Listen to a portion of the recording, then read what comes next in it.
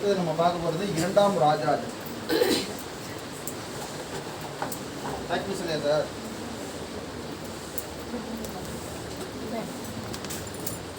டப்பா கொண்டாந்து இங்கே வைங்க, போகிறப்ப எடுத்துகிட்டு போயிடலாம்.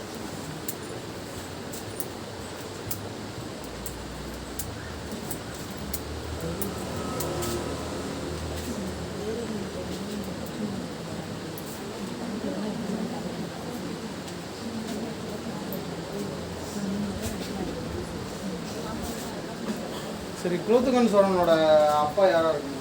அம்மா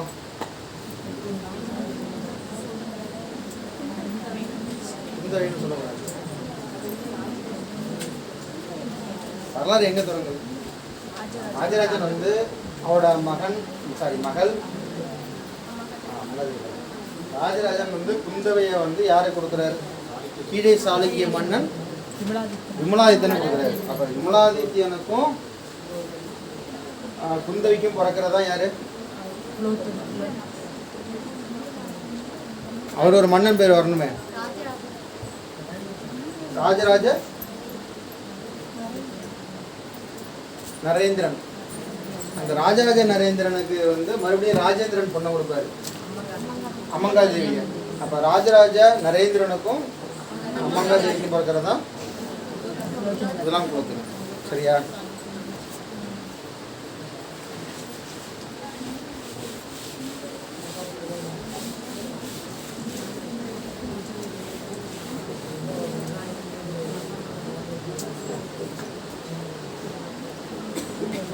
சரி, இப்போ நம்ம பார்க்குறது இரண்டாம் ராஜராஜன் பார்க்க போகிறோம். சரியா? இரண்டாம் ராஜராஜன் இதோட ஆட்சி காலம் 1146 இருந்து 1172. இரண்டாம் ராஜராஜன்.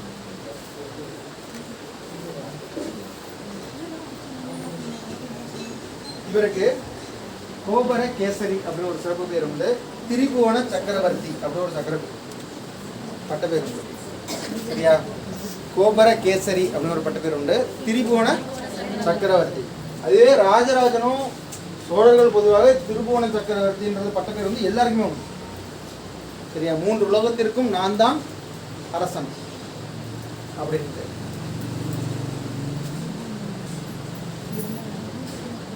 இதுல முக்கியமானது தாராசுரம் ஐராதீஸ்வரர் கோயில் இருக்குல்ல, அதை கட்டினவர் இரண்டாம் ராஜராஜன். இரண்டாம் ராஜராஜன். அங்க இந்த படிக்கட்டுகள் சிறப்பு. என்னது? சரிகப பதனிசா அப்படின்றது என்னது? இசை படிக்கட்டுகள்.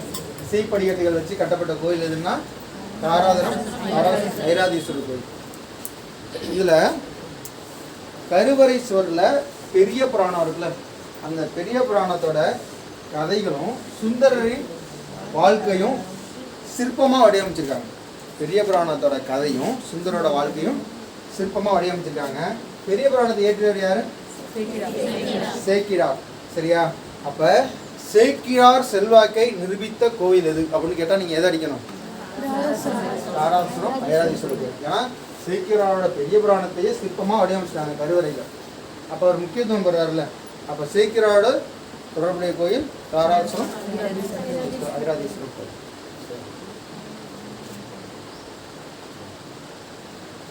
நம்ம பழைய புத்தகத்தில் இருக்கும். இதை ஆராய்ச்சி பண்ணார்ல ஒருத்தர், தாராசுரம் ஐராவதம் மகாதேவன். சரியா? தாராசுரம் கோயில ஆராய்ச்சி பண்ணார் யாரு? ஐராவதம். ஐராவரம் மகாதேவனும் இந்திய ஆட்சியில் பணியாற்றியார். அது தெரியும்ல. அதாவது அவர் ரிசைன் பண்ணிட்டு இதை பத்தி ஆராய்ச்சி பண்ணார். இப்போ ஒடிசாவில் உள்ள பாலகிருஷ்ணன் அவரும் ஐஏஎஸ்ஆ இருக்கார்ல. அதாவது வந்து பாகிஸ்தானில் ஒரு பேர் இருக்கு, தமிழ்நாட்டில் உள்ள பேருக்கும் தொடர்பு இருக்கு, சிந்து சம நாகரிகத்தை பற்றி ஆராய்ஞ்சு அங்கே உள்ள பேரும் இங்கே உள்ள பேரும் ஒரே மாதிரி இருக்கு அப்படின்ட்டு இவர் சொல்லியிருப்பாரு. ஆனால் அவர் வந்து போஸ்டிங்கில் இருக்கார். இவர் ரிசைன் பண்ணிட்டு எனக்கு தொழில் ஆய்வு தான் பிடிச்சிருக்குன்ட்டு இதுக்கு வந்துடுறாரு, தொழில் ஆய்வில் ஈடுபட ஆரம்பிச்சிட்டாரு. ஐராவதம் மகாதேவன். 1009 அதாவது 1012 to 14 வந்து 9 ஆனால் 12 to 14 வந்து ராஜேந்திரன் தனது மகனை வந்து படையெடுக்க சென்றார், அனுப்பினார். எங்க? மேலை சாளுக்கியரோட தலைவரான கல்யாணியை கைப்பற்ற. அப்போ அங்கிருந்து வந்து ஒரு துவாரபாலகர் சிலை வாயிற்காவலன் எடுத்து வரப்பட்டது. அது இந்த 2ஆம் ராஜராஜன் காலத்தில் கட்டப்பட்ட கோயில் வாசல் வைக்கப்பட்டது.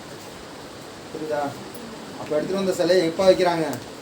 இவர் காலத்தில் கட்டின கோயிலில் அந்த வாசல் வச்சிடறாங்க. சரியா? இவ்வளோதான் இவரை பற்றிய தகவல், 2ஆம் ராஜராஜன் பற்றிய தகவல். 2ஆம் ராஜராஜன் முக்கியமாக என்ன? கோபுர கேசரி அப்படின்னு அழைக்கப்படுறாரு, திரிபுவன சக்கரவர்த்தின்னு அழைக்கப்படுறாரு, கும்பகோண தாராசுர கோயிலை கட்டியிருக்காரு.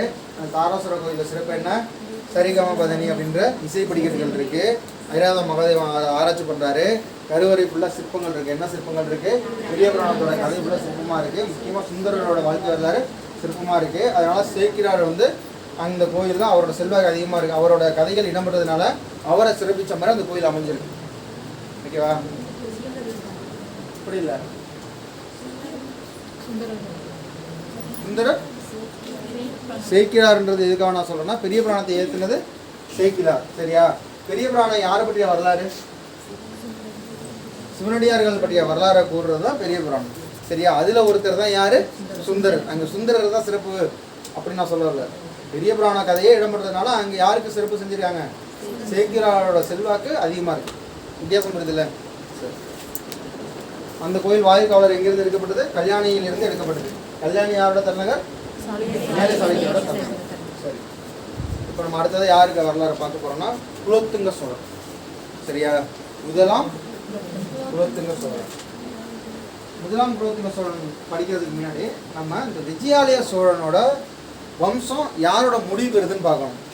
சரியா? வீரராஜேந்திரன் மகன் அதிராஜேந்திரன். சரியா? வீரராஜேந்திரன் மகன் அதிராஜேந்திரனோட அந்த வம்சம் நிறைவு பெறுது. சோழர்களில் வந்து ஆள மன்னர் இல்லை. உடனே கீழே சாளுக்கியரில் கல்யாண உறவு மூலம் சோழரோட மகள் வழி மகன் தான் யாரு? குலோத்துங்கன். அவர் ஆட்சி கட்டத்தில் அமர்றாரு. சோழ அம்சத்தை நிறுவுறாரு. சோழ அம்சத்தை எப்படி நிறுவுறாரு? சோழ சாளுக்கிய அம்சத்தை நிறுவுறாரு. சரியா? சோழர்களில் முதல் சோழ சாளுக்கிய மன்னன் யார் அப்படின்னு கேள்வி கேட்டால் நம்ம யாரும் சொல்லணும்? முதலாம் குலோத்துங்கன். சரி, முதலாம் குலோத்துங்கன் எப்படி? ராஜராஜனோட மகள் யாரு? குந்தவை.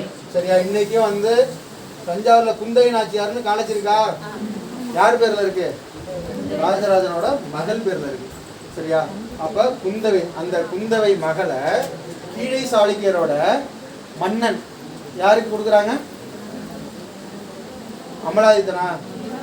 விமலாதித்தனா? விமலாதித்தனுக்கு கல்யாணம் பண்றாங்க. விமலாதித்தனுக்கு கல்யாணம் பண்ணிக்கிறாங்க. இவங்க 2 பேருக்கும் ஒரு பையன் பிறக்கிறாங்க. சரியா? ராஜராஜ நரேந்திரன். அந்த பையன் பேர் என்ன? ராஜராஜ நரேந்திரன். குந்தவிக்கும் சாளுக்கிய மன்னன் விமலாதித்தனுக்கு பிறந்ததுதான் ராஜராஜ நரேந்திரன். இந்த ராஜராஜ நரேந்திரனுக்கு மறுபடியும் பொண்ணு எடுக்கிறாங்க. யார் இருந்து? ராஜேந்திரனோட பொண்ணு. சரியா? ஃபர்ஸ்ட் வந்து தங்கை, இப்ப பொண்ணா? சரி, தங்கையா பொண்ணா? பொண்ணு அமங்கா தேவிய மனம் முடிக்கிறாங்க. சரியா? ஃபர்ஸ்ட் மனம் முடிச்சது ராஜராஜனோட தங்கை.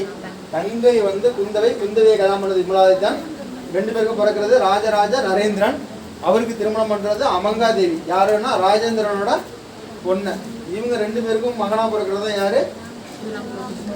குலோத்துங்கன், முதலாம் குலோத்துங்கன். ஓகேவா? முதலாம் குலோத்துங்கன் அவருடைய சிறப்பு பெயர் சுங்கம் தவிர்த்த சோழன். சுங்கம் தவிர்த்த சோழனான அப்போ தமிழகத்தில் சோழ ஆட்சி பகுதிகளில் வணிகம் நடைபெறுது. ஏற்றுமதி இறக்குமதியெல்லாம் நடைபெறுது. ஏற்றுமதி இறக்குமதியை அதிகப்படுத்தணும், வணிகத்தை அதிகப்படுத்துறது மூலம் நம்ம நாட்டை வளம்பெற செய்ய முடியும் அப்படின்னு சொல்லிட்டு கொஞ்சம் வரியை கம்மி பண்ணிக்கிறார். அதனால் சுங்கம் தவிர்த்த சோழன் அழைக்கப்படுறது யாரு? முதலாம் குலோத்துங்கன். அடுத்தது அனபாய சோழன் அப்படின்னு அழைக்கப்பட்டதும் முதலாம் குலோத்துங்கன் தான். அனபாய சோழன், திருநீற்று சோழன், விருதுராச பயங்கரன், இதெல்லாம் சிறப்பு பெயர்கள். அனபாய சோழன், திருநீற்று சோழன், விருதுராச பயங்கரன். சரியா? இதெல்லாம் சிறப்பு பெயர்களாக யாருக்கு வழங்கப்பட்டது? முதலாம் குலோத்துங்கன்.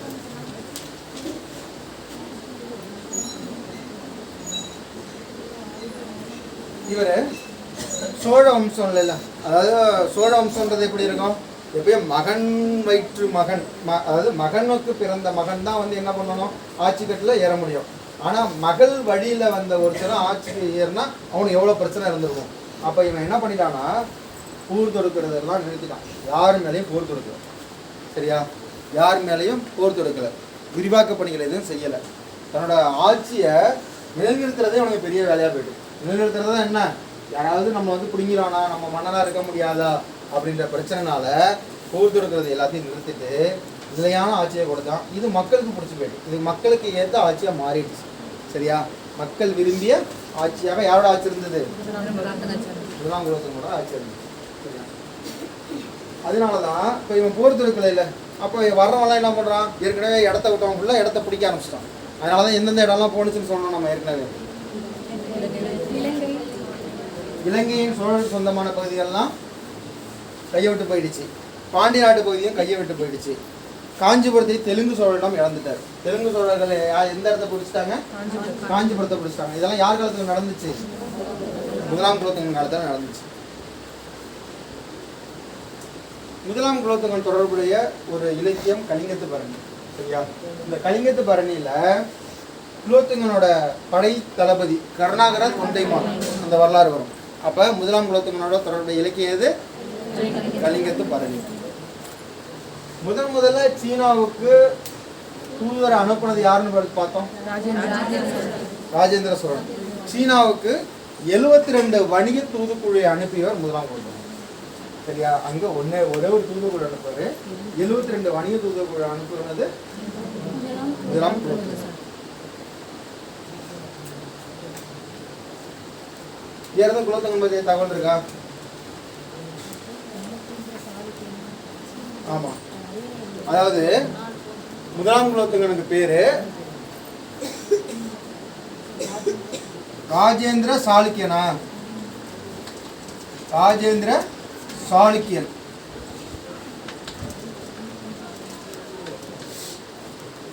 இவர் அரியணை ஏறும்போது முதலாம் குலோத்துங்கன் அப்படின்ற பேரோட அரியணை ஏறுவார். சரியா, இவருக்கு பேர் என்னவா இருந்தது, ராஜேந்திர சாளுக்கியன் அப்படின்னு பேர் இருந்துச்சு. வேற தகவல் விட்டுருக்கணும். முதலாம் குலோத்துங்கனுக்கு அப்புறம் வரிசையா சோழ மன்னர்கள் ஆட்சி பண்ணிட்டே இருக்காங்க. கடைசியா உள்ளதுதான் யாருன்னா மூன்றாம் ராஜேந்திரன்.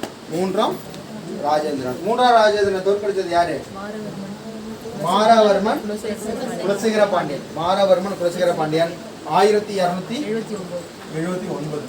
சரியா, 1279 மாரவர்மன் குலசேகர பாண்டியன் மூன்றாம் ராஜேந்திரனை தோற்கடிச்சு பிற்கால சோழ வம்சத்துக்கு முற்றுப்புள்ளி வச்சிருவார். அதோட முடிஞ்சிடும். சரியா,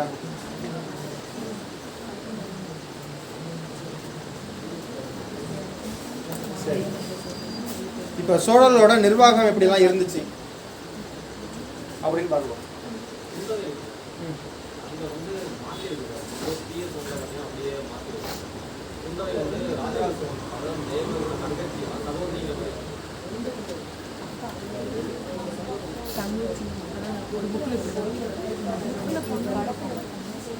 பொண்ணு இருக்கும், படத்துல தங்கச்சி இருக்குமா, அப்படியா? இல்லை, அது எனக்கு தெரியல, நீங்கள் கிளாரிஃபிகேஷன் பண்ணுங்க. நான் புக்கில் படித்து தான் சொல்லிட்டேன். சரியா, பொன்னியின் செல்வன் படம் எனக்கு ஞாபகம் இல்லை. சரியா, பொன்னியின் செல்வன் யாரு, ராஜராஜ சோழன். சரி, இன்னொரு தகவல் என்ன நான் சொல்கிறேன். ராஜராஜ சோழனோட அப்பா பேர் என்னன்னு பார்த்தோம், சுந்தர சோழன். அவர் இரண்டாம் பராந்தகன். அம்மா பேர் என்ன, அப்படியே நாகப்பட்டினம் போறப்ப ஒரு ஊர் இருக்கு, வானவன் மாதேவி. சேரமன்னன் வானவன் மாதேவி. சேரமன்னனோட மகள் தான் நினைக்கிறான் வானவன் மாதேவி. சரி, இன்னொரு அப்படியே நான் இவங்களோட நிர்வாகம் இவங்க என்னென்னலாம் பண்ணாங்கன்றதை ரிவிஷன் பண்ணிடுறோம், பார்த்துங்க. சரியா, கடவுளுக்கு இணையான பெருமான் அப்படின்ட்டு இவங்க தன்னை சொல்லிக்கிட்டாங்க. இதில் முக்கியமாக சொன்னது யாருன்னா ராஜராஜன். சரியா, கடவுளுக்கு இடையான பெருமான், உலகுடைய பெருமான் அல்லது உலகுடைய நாயனார். உலகுடைய பெருமான் அல்லது உலகுடைய நாயனார் அப்படின்னு தன்னை அழைச்சிக்கிட்டாங்க. ஒன்றும் இல்லை, கடவுள்னா எல்லாரும் மதிப்போம். அப்போ மனிதன்னா மதிக்க மாட்டோம். அப்போ கடவுளுக்கு என்ன வேணும்னா மதிப்பு கூட்டிடும். அப்போ அதனால தான் இவங்க என்ன பண்ணாங்கன்னா பிராமணர்களில் தன்னோட முக்கிய குழுவாக ஒரு குழுவை பராமரிச்சுட்டு வந்தார் ராஜராஜர். சரியா? எதுக்குன்னா அது நிர்வாகத்திலையும் சரி, தன்னை உயர்த்தி காட்டுறதுக்காகவும் சரி. சரியா? அப்போ அந்த ஏன் பிராமணர்னா இப்போ கடவுள்கிட்ட நெருக்கமாக இருக்கிறது யாரு? பிராமணர். அப்போ அதே பிராமணரை கொண்டு வந்து தன்னை கடவுள் தனக்கு நெருக்கமாக வச்சுட்டா என்ன ஆகும்? தன்னோட மதிப்பு மரியாதை கூடுன்ற மாதிரி சோழர்கள் நினைத்தாங்க. சரியா? இதுதான் இப்போ சமீபத்தில் பேசு பொருளானவம். அதே மாதிரி அரசர் ஆணையிடுறாங்கல்ல, ஒவ்வொரு ஆணைகள் இருக்குங்களா, அந்த ஆணை என்ன பண்ணாங்கன்னா ஓலைச்சுவடியில் எழுதி வைக்கிற முறையே வந்துச்சு. கல்வெட்டுகள், கோயில் கல்வெட்டுலேயே எழுத ஆரம்பிச்சாங்க. மெய்கிருத்தி தனி, ஆணைகள் தனி. சரியா? மெய்கிருத்தின்றது மன்னரோட புகழ் பற்றி எழுதுறது மெய்கிருத்தி. ஆணைன்னா என்ன? அவர் இப்போ நம்ம கவர்மெண்ட் ஆர்டர்னு சொன்னோம்ல, government order GO number date வெளியிட்டது அப்படின்ட்டு இப்போ கவர்மெண்ட்டில் வருதுல்ல, இது மாதிரி அவங்க போடுற ஆணை. பழங்காலத்தில் அவர் மண்ணை ஏதாவது ஒரு கருத்து சொன்னால் அது ஆணை தானே. அந்த ஆணையை கோயில் கல்வெட்டில் எழுதி வச்சாங்க. இந்த முறையே இருந்துச்சு. பட்டத்து ராஜா என்னன்னு அழைக்கப்பட்டாரு? யுவராஜா. சரியா? பட்டத்து ராஜா இளைய மகனா மூத்த மகனா? மூத்த மகன் தான் பட்டத்து ராஜா. சரி. அவர் பட்டம் சொல்றப்ப பின்னோட்டு பேரா என்னென்ன பேர்லாம் வச்சுக்கிட்டாங்க? தேவன். தேவன்ற பேரை அவர் பேருக்கு முன்னாடி சேர்க்கிற வழக்கம் இருந்துச்சு. சரி. உள்ளாட்சி நிர்வாகம் வந்து நாலு பேர் உள்ளாட்சி நிர்வாகத்தில் இருந்தாங்களா? யார் யாரு? 4 அமைப்புன்னா ஊரார், சபையார், நகரத்தார், நாட்டார். சரி. இதுல ஊரார்னா யாரு? கிராமத்தாரா? சபையார்னா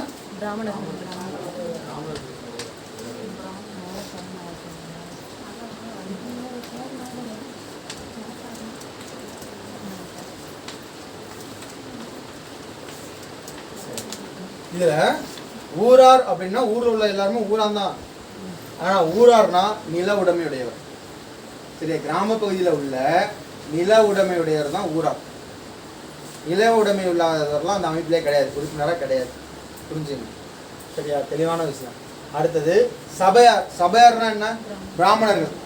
இப்போ சதுரநீதி மங்கலம் அப்படின்னா நம்ம பார்த்தோம்ல, அப்போ அந்த அந்த கிராமத்தில் அந்த அந்த அமைப்புக்கு தலைமை தாங்கிறது யாருன்னா சபையார்.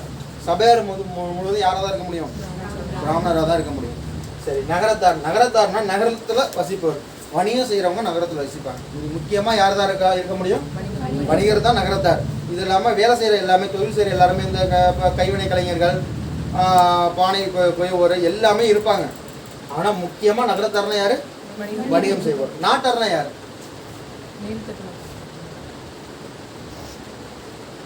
பல ஊரார்கள் சேர்ந்த மன்றம் நாட்டார்.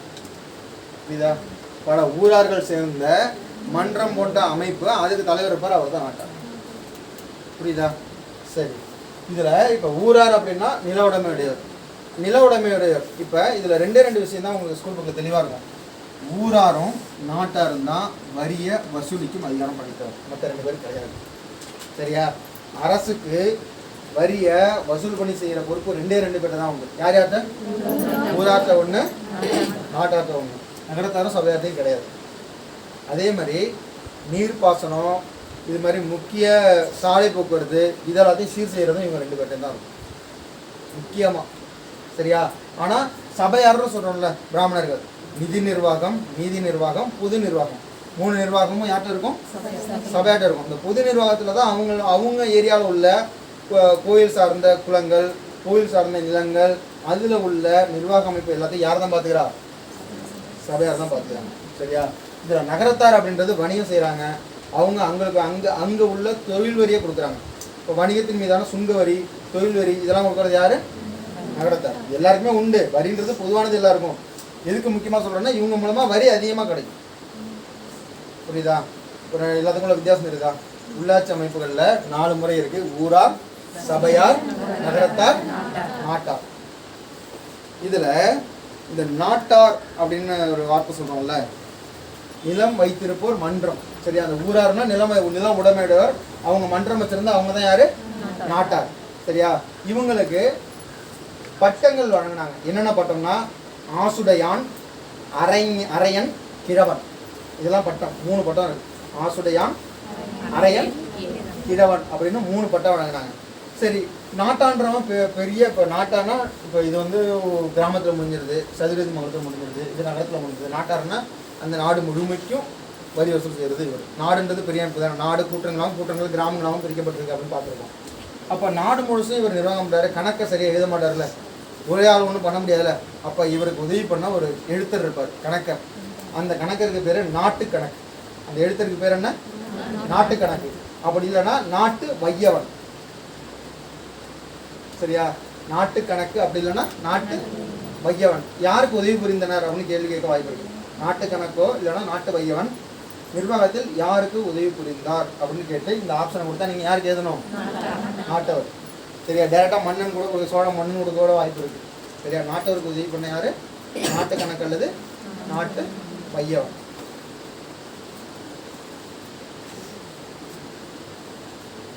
சரி, வரி.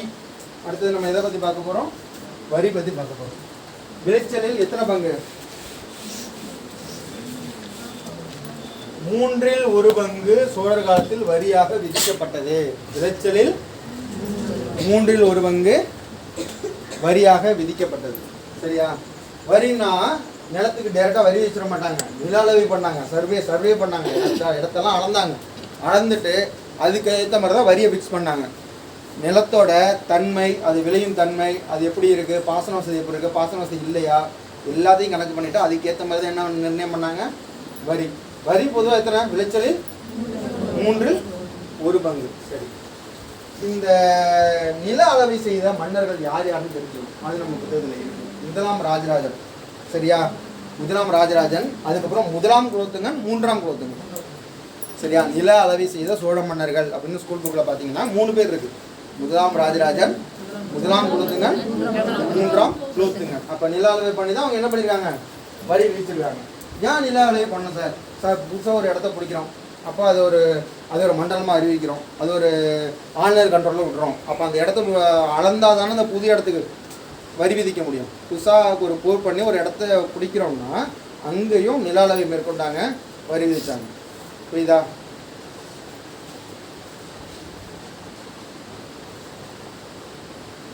சரி, வரி என்னென்ன பேர்லாம்? இப்போ நிலவரி, காணி வில வேண்டும் அப்படின்னு பாடினது யாரு? பாரதியார். அப்போ காணி கடன், காணிக்கு நம்ம கடன் கொடுத்தே ஆகணும், அதான் வரி. சரியா? காணி கடன். நிலவரிக்கு என்ன பேர் இருந்தது? காணி கடன் பேர் இருந்தது. வரிக்கு பொதுவாக என்னென்ன பேர்லாம் இருந்தது? இறை கட்டின காணி கடன். சரியா? இறைனாலும் வரி தான், இறை கட்டின காணி கடன் அப்படின்னாலும் வரி தான். சரியா? இது இல்லாமல் காணி கடன் வரிக்குள்ள பெயர்கள்.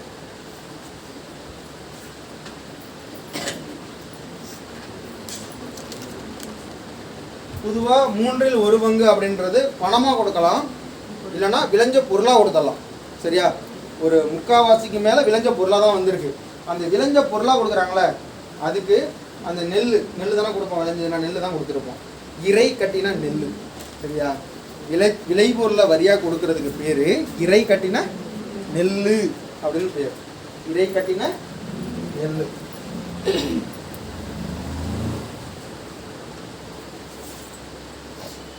அதே மாதிரி சோழர் காலத்தில் புறம்போக்கு நிலங்கள் எதையும் விட மாட்டாங்க. புறம்போக்கு எல்லாத்தையும் சீரமைச்சு அதிகமாக விளைச்சலை கொண்டு வந்துகிட்டே இருப்பாங்க. சரியா? அதாவது சோழர் காலம் எப்படி உருவானுச்சு, சோழன்ற வம்சம் எப்படி உருவானுச்சு, வேளாண்மை விரிவாக்கமே சோழ வம்சம் உருவாக காரணம் அப்படின்னு வார்த்தை இருக்கு. சரியா? வேளாண்மை விரிவாக்கமே சோழ வம்சம் உருவாக காரணம்.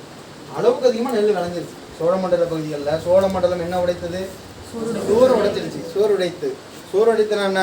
நம்மளுக்கு தேவையான நெல் போக உபரி நெல் அதிகமாகிடுச்சு. அப்போ என்ன ஆகிடுச்சு? அந்த உபரி நெல்லை வச்சு நிர்வாகம் பண்ணி வம்சம் உருவானுச்சு. அதுதான் சோழ வம்சம். புரியுதா? வேளாண்மை விரிவாக்கமே சோழ வம்சம் உருவாக காரணம். சரி, அடுத்தது ஒரு களம் அப்படின்னா 28 கிலோ. இன்னொரு பாக்ஸில் இருக்கு. ஒரு களம்னா எத்தனை? 28 கிலோ. அடுத்தது ஒரு வேலி அப்படின்னா இப்போ நம்ம எத்தனை மா சொல்கிறோம்? 20 மா. சரியா? அப்போ 6.5 ஏக்கர். ஒரு வேலின்னா 6.5 ஏக்கர். சரியா? ஒரு வேலிக்கு 100 களம் தான் வரி. ஒரு வேலிக்கு 100 களம் வரி. சரியா? ஒரு களம்னா 28 கிலோ, ஒரு வேலினா 6.5 ஏக்கர். ஒரு வேலிக்கு எவ்வளோ வரி விதிச்சிருக்காங்க? 100 களம் வரி விதிச்சிருக்காங்க. சரியா?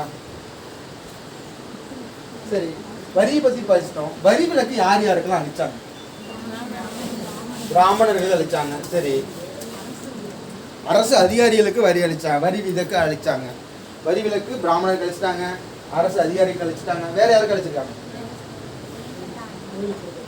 கோயில்களுக்கு அளிச்சிட்டாங்க.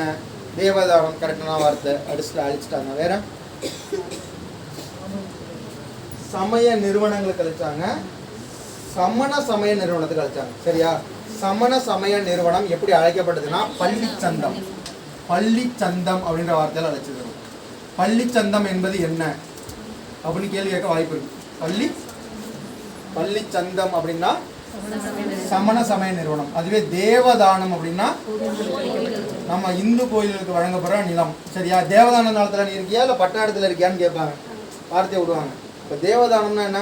கோயிலுக்கு வழங்கப்பட்ட நிலத்துக்கு பேர் என்ன? தேவதானம்.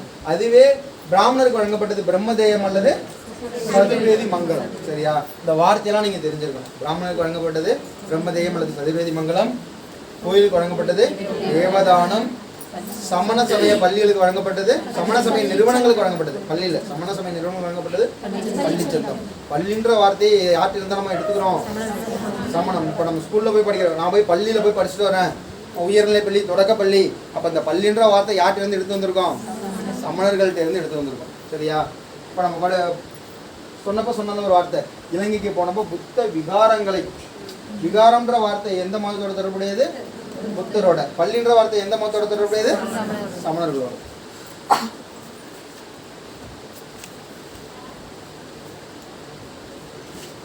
சரி, அடுத்தது வேளாண் வகை அப்படின்னு ஒரு அமைப்பு இருக்கு.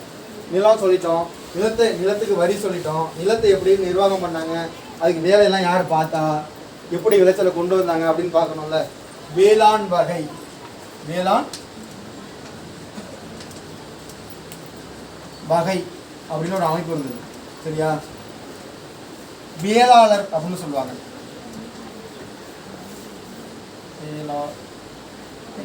இதுதானே வரும். இதுக்கும் இந்த தானா? சரி, ஓகே. அதாவது வேளாண் செய்கிறவங்க என்னன்னு பேர்? வேளாளர். சரியா? இந்த வேளாண் செய்கிறதுல 2 வகை இருக்கு. நில உடைமை உடையவங்க, நில உடைமை இல்லாதவங்க. சரியா? நில உடைமை உடையவங்க வேளாண் வகை வேளாளர். நில உடைமை உடையவங்க ஒருத்தவங்க, நிலம் உடைமை இல்லாதவங்க. நில உடைமை இல்லாதவங்களுக்கு பேர் உழுகுடி. புரியுதா? நில உடைமைன்னா என்ன? சொந்தமாக நிலம் வச்சுருந்தாங்க.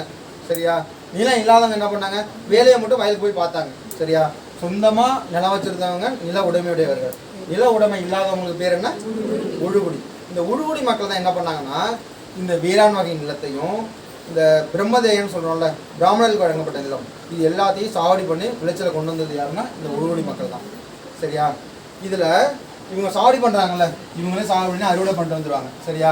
அறுவடை பண்ணிட்டு வந்தோன்னே இப்போ வாரத்துக்குட்டியா நிலத்தை, வாரத்துக்குட்டியா குத்தை குட்டியா, இல்லை நீ என்ன விளைச்சலில் வாரத்துக்கு விடுறது குத்தை கூடுறது வேற, இது வேற, சொந்தமாக சாவடி பண்ணுறது வேற. இவங்க பண்ணதெல்லாம் வாரம். சரியா? வாரம்ன்றது விளையிறதுல உனக்கு இவ்வளோ பங்கு, உனக்கு இவ்வளோ பங்குன்றது வாரம். குத்தகைன்னா என்ன? ஒரு நிலத்தை வந்து நம்ம எடுத்துகிறோம், 20,000 பணம் கொடுப்பாரு, குத்தகை எடுத்துவார், அவர் விளைச்சல் என்னவோ அதை அவர் எடுத்துட்டு விடாரு, திருப்பி 20,000 பணத்தை நம்ம கொடுத்தோம்னா நிலத்தை நம்மகிட்ட விட்டுருவார். இன்னும் அந்த முறை இருக்குல்ல, குத்தகை வாரம் முறை இன்னும் நம்ம பின்பற்றிட்டு இருக்கோம். வாரம்ன்றது இப்போ ஈக்குவல் சேராக வச்சுருக்கோம். சாடி பண்ணுறோம், சாடி பண்ணிட்டு ஈக்குவல் சேராக கொடுக்கணும் அவங்களுக்கு. இப்போ அது இன்னும் இப்போ உள்ள மக்கள் என்ன பண்ணுறது? இன்சூரன்ஸும் கிடையாது, நிவாரணம் கிடையாதுன்றது. சரியா? அவ்வளோ அதில் அரசியல் பண்ணுறீங்க. சரியா?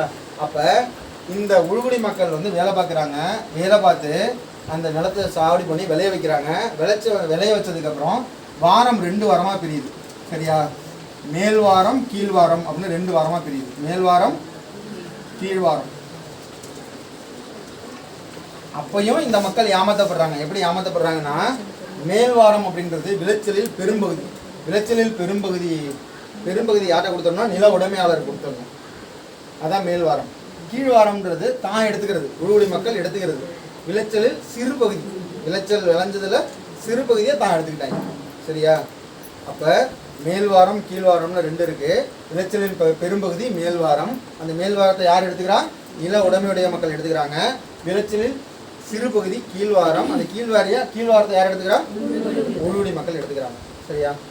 இது இல்லாமல் அடிமை அப்படின்னு ஒரு மக்கள் இருக்காங்க. அடிமை அல்லது பணிசெய் மக்கள். அடிமை அல்லது பணிசெய் மக்கள்னு ஒருத்தர் இருக்காங்க. இது சமூகத்தில் ரொம்ப கீழ்மட்டத்தில் உள்ள மக்கள். அவங்க அடிமையாக இருப்பாங்க, வேலை எல்லாத்தையும் வாங்கிட்டு விட்டுருவாங்க. அடிமை அல்லது பணிசெய் மக்களாக இருக்காங்க. சமூகத்தின் இடைமட்டத்தில் இருந்தது யாருன்னா போர் செய்கிறவங்களும் வணிகம் செய்கிறவங்களும். போர் செய்கிறவங்களும் வணிகம் செய்கிறவங்களும் சமூகத்தின் இடைமட்டத்தில் இருந்தாங்க. சரியா? இது கேள்வி கேட்க வாய்ப்பு இருக்குது. சமூகத்தின் இடைமட்டத்தில் இருந்தவர் யார்? போர் செய்கிறவங்களும் வணிகம் செய்கிறவங்களும். இந்த அடிமையும் பணிசெய் மக்கள் என்னன்னா சமூகத்தின் கீழ்மட்டத்தில் இருந்தாங்க. சரியா? உழுகுடி மக்கள்ன்றது வேற. வேளாண் வகையை ரெண்டாக பிரிக்கிறோம். நில உடைமையுடையவங்க, நில உடைமை இல்லாதவங்க. சரியா? இந்த வேளாண் மக்கள் எங்கே வரும் தெரியுமா? மன்னர், மன்னருக்கு அப்புறம் பிராமணர், பிராமணருக்கு அப்புறம் மூணாவது இடத்துல இந்த வேளாண் மக்கள் வந்துடுறாங்க. புரியுதா? மன்னர், மன்னருக்கு அப்புறம் யார் வரா? பிராமணர், பிராமணருக்கு அப்புறம் வேளாண் வகை. இந்த வேளாண் வகையை ரெண்டு வகையாக பிரிக்கிறோம். ஒன்று நில உடைமையுடையவர், நில உடைமை இல்லாதவர். நில உடைமை உள்ளவரும் வேளாளர் தான், நில உடைமை இல்லாதவரும் வேளாளர் தான். ஆனால் அது நிலைமை உடைமை உள்ளவர். இவங்களுக்கு உழுகுடின்னு பேர் உண்டு. நிலம் இல்லாதவங்க என்னன்னு பேர்? உழுகுடி. விளைச்சல் விளைய வைக்கிறது, சாவடி பண்ணுறது, அதில் விளைஞ்ச நெல்லை எடுத்துகிட்டு வர்றது எல்லாமே உழுகுடி மக்கள். ஆனால் பிரிச்சுக்கிறது யாரு? அவங்க பாதி, இவங்க பாதி. அதில் மேல்வாரம்ன்றது யாருக்கு? நில உடைமை உள்ளவங்களுக்கு. விளைச்சலின் பெரும்பகுதி. கீழ்வாரம்ன்றது உழுகுடி மக்களுக்கு. விளைச்சலில் சிறு பகுதி. சரியா? பணிசெய் மக்கள், அடிமை மக்கள். அடிமை அல்லது பணிசெய் மக்கள். இவங்க சமூகத்தின் அடிமட்டத்தில் இருக்காங்க. இடைமட்டத்தில் இருக்கிறது யாருன்னா போர் செய்கிறவங்களும் வணிகம் செய்கிறவங்களும். இது சோழர் ஆட்சி பகுதியில்.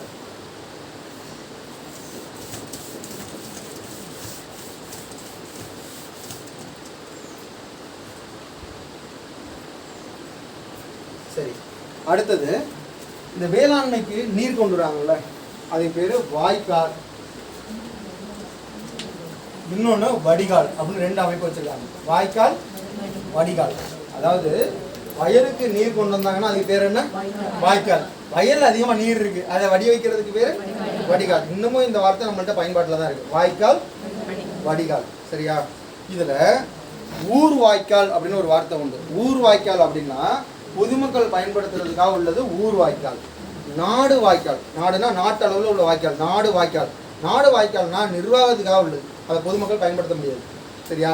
நிர்வாக பிரிவுக்காக உள்ளது நாடு வாய்க்கால். அப்படின்னா பெரிய வாய்க்காலாக இருக்கும், அதை பிரித்து ஊர் வாய்க்காலாக சின்ன வாய்க்காலாக மாற்றிடுவாங்க. புரியுதா? அப்போ பொதுமக்கள் பயன்படுத்தும் வாய்க்கால் என்ன? ஊர் வாய்க்கால். நாடு வாய்க்கால்ன்றது என்னது? நிர்வாக பிரிவுக்காக உள்ள வாய்க்கால். சரியா? அதே மாதிரி சுற்றுமுறையை பயன்படுத்துகிறாங்க. சுற்றுமுறைன்னா என்ன? உனக்கு கொஞ்சம் இவ்வளோ விட்டுட்டோமா, கொள்ளாம் தண்ணியை பிரிச்சுடுறாங்களே, நீ வடக்கு பக்கம் பைப்பில் என்ன, நான் தெற்கு பக்கம் பைப்பில் என்னன்னு பிரிச்சுடுவோம். அதே மாதிரி தண்ணியை வந்து என்ன பண்ணுறாங்க, நிலத்துக்கு நீ இந்த லைன் போயிட்டா கட் பண்ண, அடுத்து இந்த லைனுக்கு விடு அப்படின்ட்டு சுற்றுமுறையை என்ன பயன்படுத்திருக்காங்க. எப்போ? சோழர் காலத்திலேயே. சரி, அப்போ விவசாயம், வரி இதெல்லாத்தையும் முடிச்சிட்டோம். அடுத்தது நம்ம வணிகத்துக்கு வந்துடுறோம். வணிகம் வந்து ரெண்டு குழுவாக இருக்குது. ஒன்று அஞ்சு வண்ணத்தார், இன்னொன்று மணி கிராமத்தார். சரியா?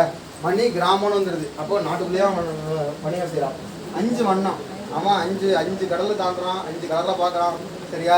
வெளிநாட்டு வணிகம் எல்லாத்தையும் பண்ணது யாரு?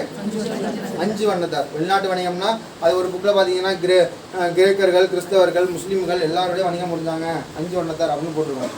ஒரு புக்கில் பார்த்தீங்கன்னா அரேபியரோட வணிகம் புரிஞ்சாங்க, கிரேக்கரோட வணிகம் புரிஞ்சாங்க, இந்திர பார்த்தீங்கன்னா சுமத்ரா, ஜாவா இந்த மாதிரி தீவுகளோட வணிகம் புரிஞ்சாங்க அப்படின்னு வரும். ஆக மொத்தம் வெளிநாடுகளுடன் வணிகம் புரிந்தவருக்கு பேர் என்ன? 5 வண்ணத்தாருங்கிற அமைப்பு. உள்நாட்டுக்குள்ளேயே வணிகம் புரிஞ்சவங்களுக்கு பேர் என்ன? மணி கிராமம். இந்த கிராமத்தோட அவன் தாண்டல, உள்நாட்டுக்குள்ளேயே வணிகம் பண்ணான். சரியா?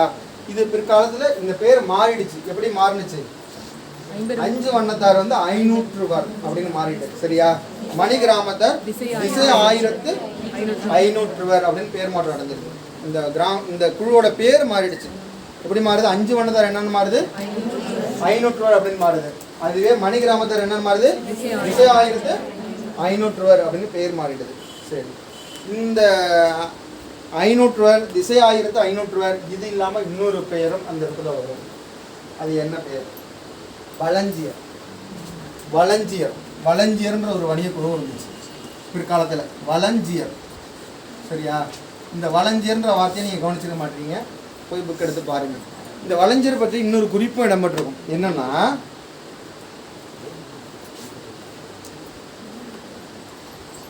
இவங்க ஒரு ஏரியை வெட்டியிருப்பாங்க. அந்த ஏரிக்கு பேர் 500 வேப்பேர் ஏரி. 500 வப்பேர் ஏரின்னு வப்பேர் ஏரி. 500 வப்பேர் ஏரி. இது எந்த மாவட்டத்தில் இருக்குன்னா புதுக்கோட்டை மாவட்டத்தில் இப்போ இருக்குது. புதுக்கோட்டை மாவட்டத்தில் இருக்குது. ஓகேவா? வணிகக்குழுவிட்ட பணம் அதிகமாக இருக்குது. அப்போ ஒரு ஏரியா விட்டுன்னு சொல்லிட்டார் போல சோழ மன்னன். உடனே அவர் போய் ஏற்றுறாரு. எங்கே விட்டுறாங்க? புதுக்கோட்டை மாவட்டத்தில் 500 வப்பேர் ஏரி அப்படின்னு ஒரு ஏரியா வெட்டுறாங்க. அந்த ஏரியா வெட்டினா வணிகக்குழுவுக்கு பேர் என்ன? வலஞ்சியர் அப்படின்ற வணிகக்குழு. சரியா? சரி. சோழர் ஆட்சி காலத்தில் எண்ணாயிரம் அப்படின்ற இடத்துல வேத கல்லூரி நிறுவியவர் யாரு? ராஜேந்திர சோழர். சரி. மற்ற இடத்துல வேற எங்கேயும் கல்லூரிகள் இருக்கா? வேத கல்லூரி, அதாவது கல்விக்கூடங்களோ இல்லை வார்த்தையை கவனிச்சுங்க. வேத கல்லூரின்னு இருக்கலாம், இல்லைன்னா கல்விக்கூடங்கள்னு இருக்கலாம், இருக்கலாம். வேற எங்கேயும் இருந்துச்சா? திரிபுவனத்தில் இருந்துச்சு. சரி. திருமுக்கூடலில் இருந்துச்சு. சரி. அது இல்லாமல் திருவோணத்தில் இருந்தது எண்ணாயிரம். திருமுக்கூடலில் இருந்துச்சா? திருவெற்றியூர் அப்படின்ற ஊரில் இருந்துச்சு. வேம்பத்தூர் அப்படின்ற ஊரில் இருந்துச்சு. சரியா? இது ஒரு புக்கில் இருக்கும். எந்தெந்த இடத்துல எல்லாம் இருக்கு? திருவோணம், எண்ணாயிரம், திருவெற்றியூர், வேம்பத்தூர், திருமுக்கூடல். இந்த இடத்துல எல்லாம் வேத கல்லூரிகள் இருந்துச்சு. அது ஆண்டோட கூட இருந்துச்சு. திருவோணம் 1048ஆம் ஆண்டு உருவாக்கப்பட்டது. அதே திருமுக்கூடல் 1067ஆம் ஆண்டு உருவாக்கப்பட்டது அப்படின்னு அதில் ஆண்டு கூட இருந்துச்சு. சரி. அப்போ கல்விக்கூடங்கள் பார்த்துட்டோம். அடுத்தது படை. போருக்கான படைகள். என்னென்ன படையெல்லாம் வச்சுருந்தாங்க? தரைப்படை கண்டிப்பாக இருந்திருக்கும், குதிரைப்படை இருந்திருக்கும், யானைப்படை இருந்திருக்கும், கப்பல் படை இருந்திருக்கும். இது இல்லாமல் என்ன இருந்திருக்கும்? வேலு வீசுறது, ஈட்டி வீசுறதுக்கு ஒரு படை இருந்திருக்கும். வில்லம்பு படை ஒன்று இருந்திருக்கும். இப்படி தான் படையை பிரிச்சிருப்பாங்க. இதில் என்னன்னா, ஒரு சீன பயணி சொல்லியிருப்பார், ஒரு யானை மேலே அப்போ கிட்டத்தட்ட ஒரு 60,000 யானைகள் இருந்துட்டான். போர் யானைகள். யாருக்கிட்ட? சோழர். ஒரு சீன புயலாளர் கருத்து 13ஆம் நூற்றாண்டில். சரியா? சோழ மன்னரிடம் 60,000 போர் யானைகள் இருந்தது. அந்த போர் யானை மேலே கூடாரம் மாதிரி அமைச்சிருப்பாங்க. கொஞ்சம் தூக்கிட்டு போவாங்கள்ல பல்லக்கு, அது மாதிரி ஒரு யானை மேலேயும் ஒரு அமைப்பு இருக்கும்ல, நிறைய பேர் உட்காந்து போகிற மாதிரி. இன்றைக்கி முதுமலை காட்டுக்கு போனீங்கன்னா உங்களை உட்கார வச்சு அழைச்சிட்டு போகிறது ஒரு 6-7 பேர் உட்கார வச்சு அழைச்சிட்டு போவாங்க. அப்போ அந்த அமைப்பில் ஈட்டி எறிவரும் உட்காந்துருப்பாங்க, வில்லம்பூடுவரும் உட்காந்துருப்பாங்க. ஈட்டின்றது கிட்டக்க உள்ளவனை குத்துறதுக்கு ஈட்டி, எட்டி உள்ளவனை குத்துறதுக்கு வில்லம்பு விடுவாங்க. அப்போ போர் நடக்கிறப்ப யானை படை மீது அந்த கூடாரத்தில் யார் யார் உட்காந்துருப்பா? வில்லம்பு விடுறவன் உட்காந்துருப்பான், ஈட்டி எறிகிறவன் உட்காந்துருப்பான். யானையை சுற்றி ஒருத்தன் தாக்க வர்றான், அப்போ ஈட்டியை வச்சே குத்தி அவனை கொண்டுடுவான். அது ரொம்ப தூரத்தில் இருக்கான், ஈட்டியை எரித்து விட்டா போகாது. அப்போ வில்லம்பு வச்சு விட்றான் அந்த எதிரியை கொள்றதுக்கு. சரியா? அப்படின்ட்டு ஒரு சீன புயலாளர் சொல்லியிருப்பார், 13ஆம் நூற்றாண்டை சேர்ந்தவர். சரியா? சரி. இப்போ யானைப்படை, குதிரைப்படை இப்படியெல்லாம் நீங்கள் சொல்லிட்டு வந்துட்டீங்க. இதில் குதிரை படைக்கு குதிரை சேவகர் அப்படின்னு ஒரு வார்த்தை உண்டு. குதிரைப்படைக்கு பதிலாக குதிரை சேவகர் அப்படிங்கிற ஒரு வார்த்தை உண்டு. யானைப்படைக்கு பதிலாக ஆணை ஆட்கள், ஆணை ஆட்கள் அப்படின்னு ஒரு பேர் உண்டு. வில்லுக்கு வில்லாளி கண்டுபிடிச்சிருக்கீங்க. கொண்டுவார் அப்படின்னா யார்? கொண்டுவார் தான் ஈட்டி எறிதல். சரியா? கொண்டுவார் இந்த வார்த்தையை கவனிச்சுங்க. கொண்டு வார் அப்படின்னா ஈட்டி எறியும் வீரர்களுக்கு பேரு கொண்டுவார். இதுவும் புத்தகத்துல தான். சரியா? கொண்டுவார் அப்படின்னா ஈட்டி எறிகிறவர்.